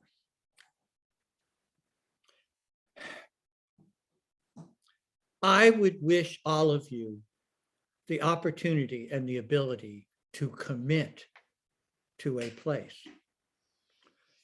I think it's a big ask, just the reality of modern times. I feel blessed that I've been able to do this, being in Southern Oregon for so long. I've had to move around a lot. I just had to stretch my idea of place. But once you have committed to place, then you start to learn things. You hear things, you notice things, you read things, you start accumulating that story. You start putting it together. You start learning what the good questions to ask are when you meet someone who may know something. And I've accumulated a tremendous, wonderful library in Southern Oregon, including Tom Doty's book, Doty Meets Coyote, about indigenous stories in Southern Oregon. So could you repeat that question? It was kind of thick. Sure. Yeah. With the telling of stories and the grounding of place, how do you see that better reweaving our journeys and our narratives? When we learned that the local stories contain some of the same wisdom as our ancestral stories that we may have access to or have inherited, it's a blossoming. It's so confirming. And then that gives us the power to speak truth and to build a new narrative. Because I think we need any narrative at all these days, because narratives are broken so easily, or have been broken so easily. So building the new narrative is a hopeful process, and we cobble it together. As we say in social forestry, we bodge it. We bodge a new narrative, and we hope that it's a strong enough chair that when we sit on it, it doesn't fall apart. And then we build better and better stories that hold us up. And it's a process, and it's a different timeline than we're taught. Everything's so short-term these days. Let's dare to go long-term. It's the ultimate. Awesome. All right. How do you see the purpose of ancestrally specific ceremony in reconnecting with place and resisting empire? Once more. How do you see the purpose of ancestrally specific ceremony in reconnecting with place and resisting empire? Do you mean ceremony of the place you're in, or do you mean ceremony you've inherited from your diaspora? Those are two very different things. And you can witness local ceremony, but until you're invited, drafted, apprenticed, adopted, you don't come into enough cultural dimensions to understand the ceremony in all of its implications. That was very poetic of me, but that's the essence. All right. Be careful with expropriation of local ceremony. Participate by witnessing. Talk to your neighbors. Start simple. Start small. Build community. And I think ceremony will emerge from the complexity that you birth somewhat inadvertently when you form and build and deepen community of place, community in place. I guess I'm being poetic, whatever. They made a clarifying thing too, saying to specify like the diaspora or intuitive ritual even in terms of reconnecting with place and resisting empire. Question the scriptures, continuing revelations, clearness committee. So you can, I'm very interested in recognizing and rescuing the wisdom that we receive from our ancestors through a diasporetic thread. And there's some good examples that are more understandable from this book, Keeper of the Game, Calvin Luther Martin, where he talks about the Anishinaabe people starting out in Nova Scotia, going through 7 council lodges before they landed in the Red River country, northern Minnesota, and carrying with them bark paintings, ideograms, designs, patterns, which referred like phrases, like I've been talking about phrases, to a narrative. So by carrying these icons, these images, even though they were displaced 7 times, driven out by settlers, by disease, by other tribes, before they resettled, they managed to carry enough of their own wisdom and of sense of themselves that they were able to build culture of place more quickly. They had some basic principles down that they carried with them from their original homeland and from their original stories. And that's fascinating. And of course, the Hebraic tribes, the Hebraic diaspora has much of that and is the oldest example that I know of a relatively intact diaspora. And we don't know much about the Roma, the Gypsies, but they are carrying very old wisdom, even though they're nomadic. They're a diaspora, but they originally came out of, I believe, northern India, Pakistan. There's examples. Morris Berman wrote 3 books in the 80s and the early 90s that have helped me. The Reenchantment of the World, Coming to Our Senses, and Nomadic God. All right, I remembered something. Cool. All right, next question. You mention culture frequently. For those of us learning our cultural heritage stories, can that really be done separate from the original community when they are now so blended and scattered? Well, if you have clues of patterns, you can try. You can reorganize. It's been done. Quakers have done it, different parts of the Quakers. And many of these small cultures that the empire has wanted to quash because they weren't buying enough commodities, many of these small cultures have been forced into schisms, arguing over little stuff, I would call it now, although it looked big at the time, and then they've come back together. So there's been schism and reconnection and reinvention and taking the threads we've got, taking the clues we've got, the poetry, the songs. A really good book to read for English and Dutch background is The World Turned Upside Down by Christopher Hill. And a really good place to look for songs and sayings is the Ranters, the Diggers. The Diggers came back in San Francisco in the late 60s. And they had fairly recently, maybe 20, 30 years ago, a box of Ranter material was found in the London Library. We've got some really hot stuff out there that's old that we can reconnect with, and it will resonate.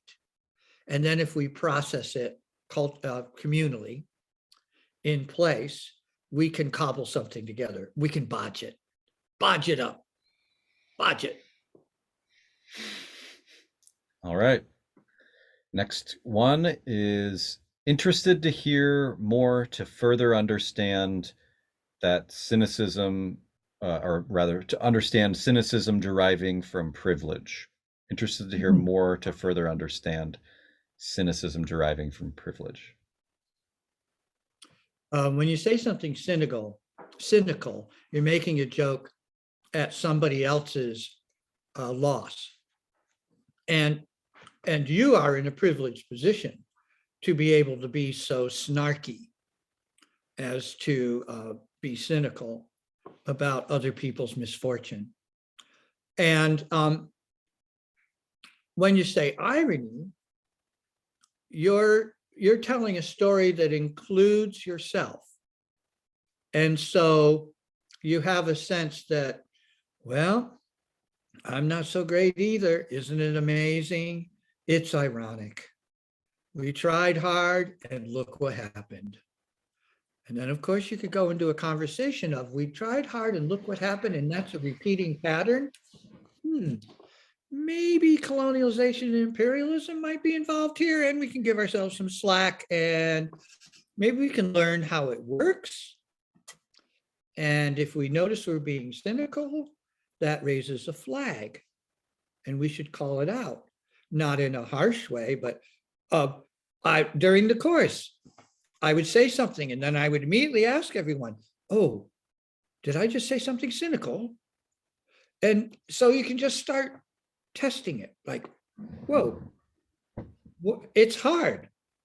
It's so easy. There's so much of it. We're surrounded by it. We don't even notice that we're being cynical. So look it up, start noticing, and start calling it out gently, because we're all eligible. When I was in South Africa, I got called out for it, and it was so embarrassing. I was at a party. I said something. The room goes silent. Everybody's staring at me, and I'm like, what did I do? Uh-oh, what was that? And then I found out I had been cynical. And they were like, we just went through hell, and you're acting like that? You Americans, what the hell? So be careful, friends. All right. Can you please elaborate on your understanding of emergent properties? Also, recommendations for beginning to learn systems mapping. Sort of a two-parter there. My. I'll read the first part again, and then we can. Yeah. Go to. Can you please elaborate on your understanding of emergent properties? So I know them better than I can explain them. Emergent properties surprise you when you notice them. It's something unexpected that arises out of a complex natural system. And yet it reminds you perhaps of a story you heard, or it's something you've seen before. And maybe you can attach it to something, to an expectation of some sort. Like I said earlier, oh, it's going to snow. Look, those 3 birds are working together. Look, those 2 species of chickadees and two species of nuthatches are down here at 1,500-foot elevation, and it's a warm day. What the? And then you realize, oh, maybe I should put in some extra firewood tonight. And the next morning you're snowed in. So you saw an emergent property of complexity, which was a mixed group of small bird species out of place at the wrong time, at an unexpected time. And that's an emergent property of complexity. And you might notice it because it's outside the normal patterns. So that's why it's emergent. It has come up. It has suddenly appeared. It surprises you. That was pretty good. Not too bad. What was the second part? We'll start with Donella Meadows and How Systems Work, I think is the name of the book, something like that. And she has 7 or 10 levels of working into a system. And the highest one, the one with the most power, is change the paradigm. Is that what you folks are about to do? Is that what you're working on? You trying to change the paradigm? I think so. Can you map that? Yes, you can. Oh, okay, I got an idea. It's what I said before in community inventory. The very simplest systems map is a brainstorm. You use it to choose your topics for discussion during the conference. Then you do some winnowing. The winnowing that you do is a clumping procedure. That's called bubbles. You could draw a bubble diagram of the topics that you precipitate in your winnowing process, showing the connections and relationships between these clumps of brainstorms. Now you've gone from a tabulation, which is a systems map, to a bubble diagram, to a bubble diagram with lines between the bubbles with relationship names written on those lines between the bubbles. Then you could do a matrix, and you could put all the topics on the grid on the y-axis and the x-axis and draw a big tic-tac-toe, and you could look for contradictions, reinforcements, confusions, and you could make little marks in those tic-tac-toe boxes, and you've just done an assumptions checking matrix. Or you could take a subject, say the water cycle, and you could draw a big circle, and then you could elaborate that big circle with drawings of clouds and trees and rocks and water tables and logs and soil, and you could draw flow marks on that water cycle map, diagram, systems poster. So you've got cycles. One of the more interesting systems mappers is, I'm going to remember his name in a moment.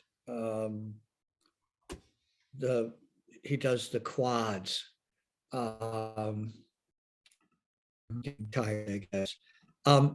He takes, or Holmgren with his energy decline quad, where he has fast energy depletion, fast climate change, and he has brown tech and eco tech, and so there you've done a systems mapping with quads. Ken Wilber, I knew if I mumbled long enough I'd come up with it.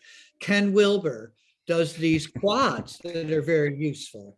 And then there's another systems mapping system which is called spiral dynamics, and that was originally in education, but it's a way to take ideas and lay them out in a systems way. And when you do these diagrams, posters, artworks, icons, using ideograms rather than words, you open up a different way to notice things. You've created an artistic pattern, and the pattern itself speaks to you.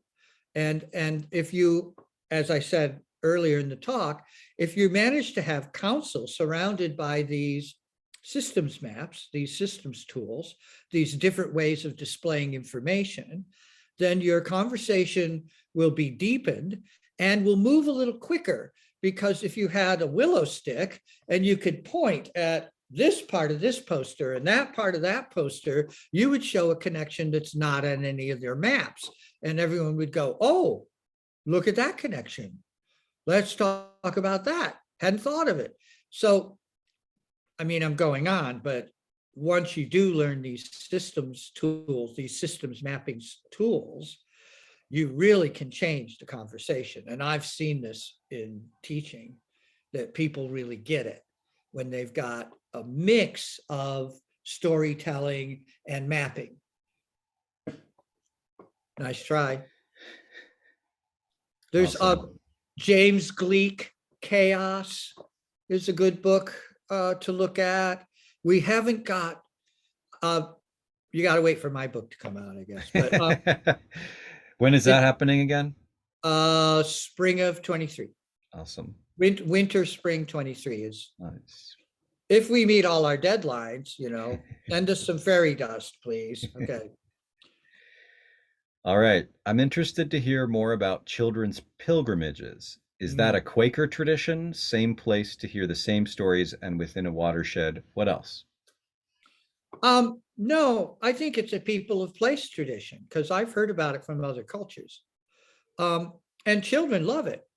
So at different seasons, you take different walks. There's a place you go for the spring walk, and there's a place you go for the winter walk, and there's a place you go for different seasonal walks. And they have a different cast of characters. A boulder, a tree with a hole in it, a plant that's emerging, a type of butterfly, a bird that's singing. There's a story, one of my stories that people enjoy is the origins of music. How did music come to Earth? And it's the best time of the year to tell that story is in the spring mating season, when the morning chorus is really complex. And you get up really early in the morning.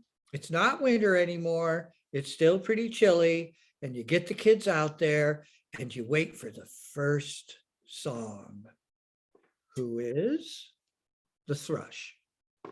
And then comes the second, and then comes the third. And there's a story about why the birds are singing the songs in this sequence, in this place. And that's an awesome pilgrimage for the kids because they learn so much, tremendous amount. But it can only be done at one time a year. I mean, it's a limited option story, a pilgrimage. And the kids teach each other. The older kids love these things, and they love to teach the younger kids, siblings, etc. So it's very contagious, the stories that get told on the children's pilgrimages. And if you're doing this from scratch in place, make up an ecological story. It's a mossy tree on the north side. Why is that? Make up a story about it.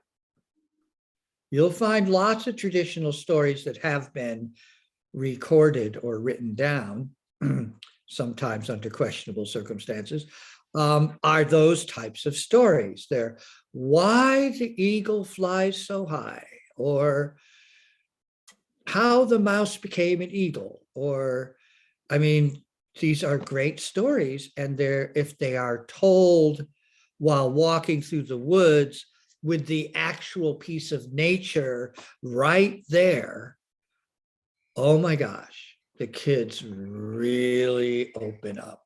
Their eyes get really big. Oh, I could still have big eyes at my age. Not bad. Yeah, you can see I really love these children's stories.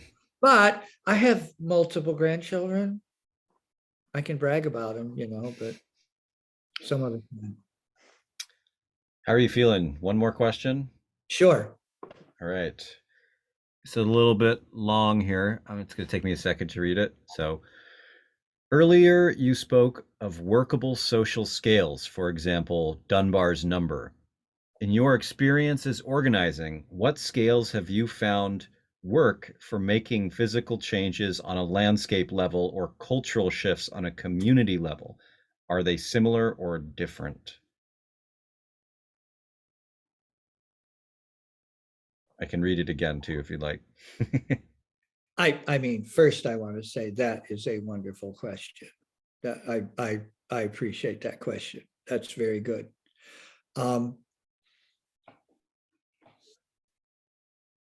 No, I think they're different. When you're doing, I'll call it tending work, on the landscape, the crew that you're using, the scale is dependent on the work that needs to be done. It's dictated by the ecosystem. And sometimes it's overlapping crews in a sequence, which is my 4S's and my guild concepts. So that's a little different than downtown, where what you're organizing around is cultural support mechanisms. So you're trying to coordinate different institutions, or you're trying to coordinate needs, resources, and cultural potentials, opportunities, needs, resources, and opportunities. Those are scales within themselves. What does it take to run a clinic? How many organizations do you need before you can support a clinic? How many institutions do you need at what size of a village?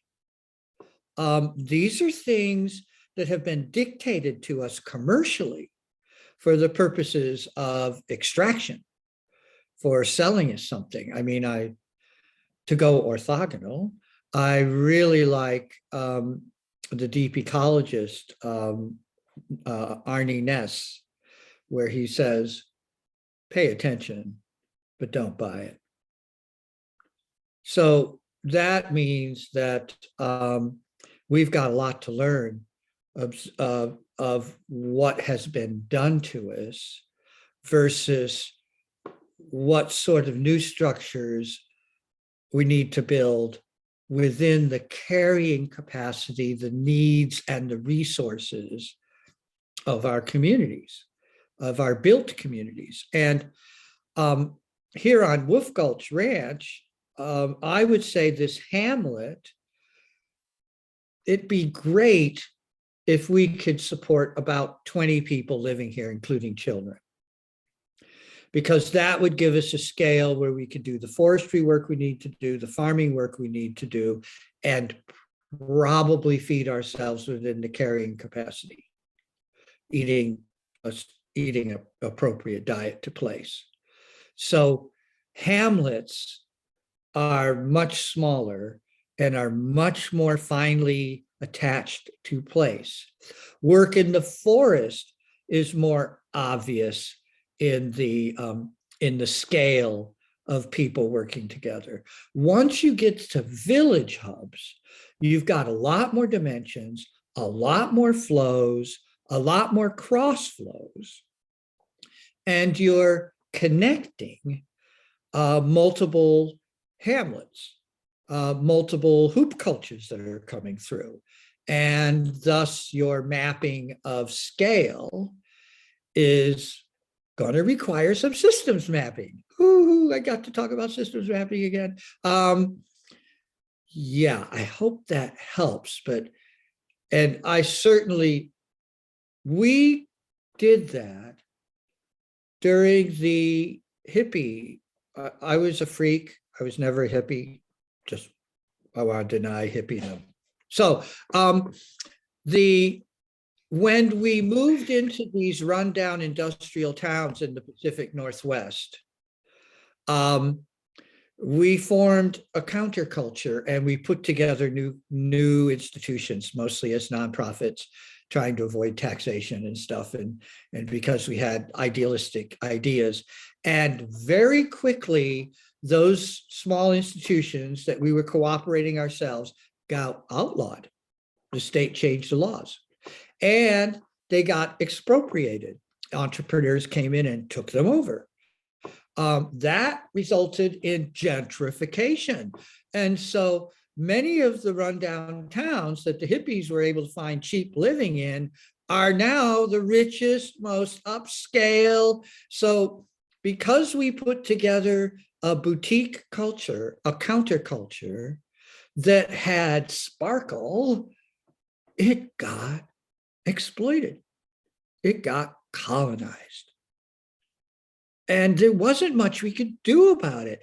And that was quite a learning experience for us. We got clobbered. We got outmaneuvered. And we thought we could just la-di-da. Well, we'll just form a counterculture. No problem. And it went well at first. We could do it. When we just did it with the basic facts, it wasn't that hard. We're kind of in that situation now, transition town, community inventory. We've got resources. The Brits and other people are way ahead. When the transition town people came from Britain and Australia to the US, when they went to get back on their planes after touring the transition town efforts in the United States, they cried in their beer because they realized what Americans are up against, how much more difficult it is to make publicly supported, intelligent changes. And we should be talking about those things: stranded costs, protected investments, planned obsolescence, lobbying to change the laws for leverage and economic opportunity by capitalist intentions. This goes on and on. So sorry for, showing many dimensions of that, but the basic line is you can do it through mapping, carrying capacity. It's not that hard. You map it out. We did it before. If you can find any other freaks like me who were around, they can tell you what happened. We put together the skills banks. They changed the tax code specifically to get rid of skills banks. End of skills banks, et cetera, et cetera. We put together a barter fair. Barter fair was doing great. The local Christians got together, went to the county, changed the ordinances, end of the barter fairs, et cetera, et cetera. So whatever we do, we should start small, do it more place-based. A lot of that stuff I'm talking about depended on automobiles. We were driving around to all these meetings. So there's some different parameters now. And I'm just brainstorming right now and giving you the benefit of my experience, but this is the work. It's called retrofit. Retrofit is not easy. It requires budgeting, discussion, mapping, inventory, knowledge of the law, and participation. Luckily, some levels of government and some levels of nonprofits and businesses are starting to realize that they need to widen their perspective and cooperate more and act in more natural ways, like ecosystems of organizations. And so there is progress. Technological and political change are way faster than social change or cultural change. I've been saying all night, let's lean on the threads of our narrative from our ancestors. Let's use the tools and knowledge we've got, and let's move bravely into an unknown future, which is chaotic. And let's give ourselves the slack and the knowledge that we are in the aggravation. We are aggravated and we are carrying trauma. We can release trauma. Feel the tension in your body. Let it go. Learn the stories. Get to perspective that eases your shame. And then come together with trusted people you know in local situations and start mapping. There's a lot you can do before you actually create an alternative governance structure, but I've even told stories about that. The Wagner County series of stories, an imaginary county of the future. So we do need, I hear from my correspondents that visionary stories are handy because they offer any potential at all of a positive future. And so we look to those, such as the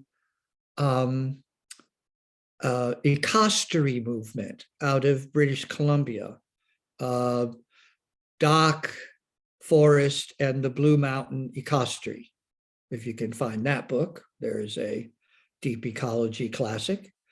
So there's a lot out there. I'm telling you, we're in better shape than you might think we are. It just takes us a while to connect all these things because they don't teach it in college and certainly not in public school. And they try to suppress culture. They certainly tried to erase the Quaker out of me in my traditional village, in the public school system, which they're still like, oh, you Quakers, you're white trash.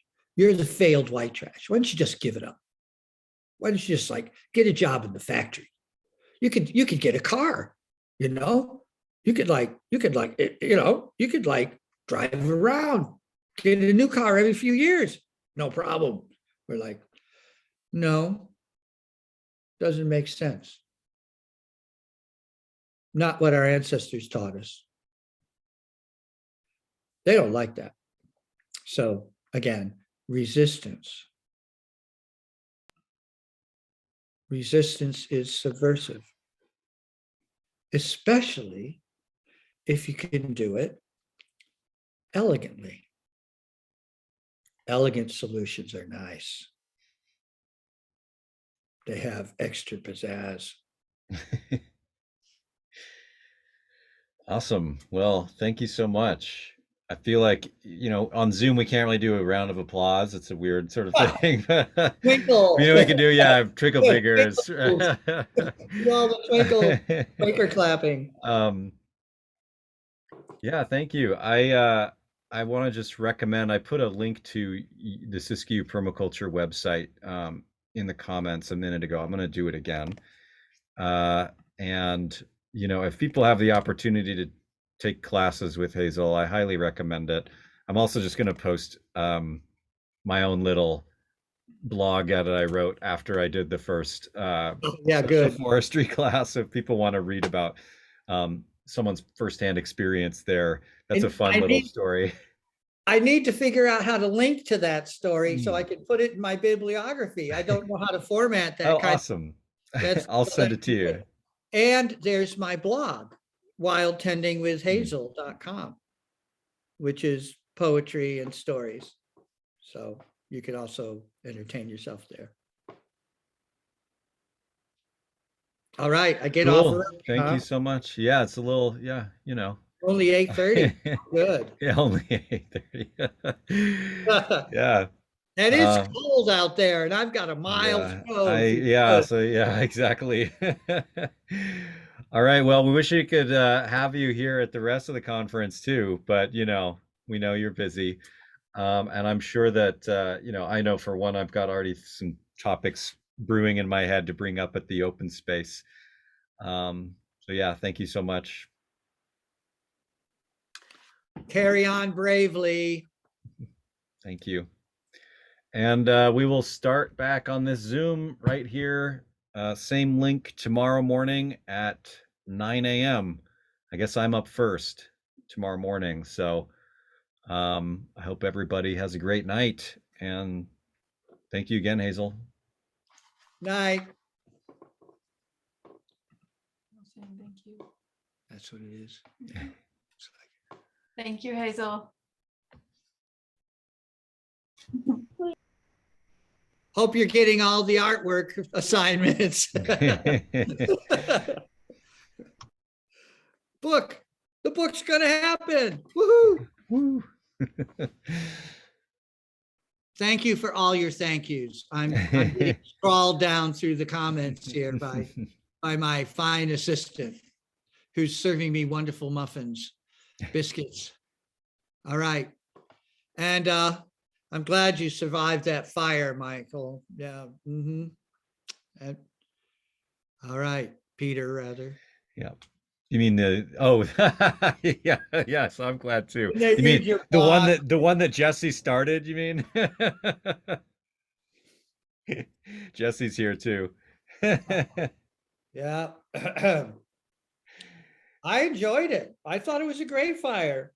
Yeah, it was. I enjoyed learning how to fight fire. Yeah. All right. I'm gonna turn it off at this point. Thank you so much, everybody. We'll see you tomorrow. Thank you, Hazel. Have a safe walk home. And Thank you. yeah, looking forward to your book. Good Have night, a everybody. wonderful conference. Thank you. Go deep.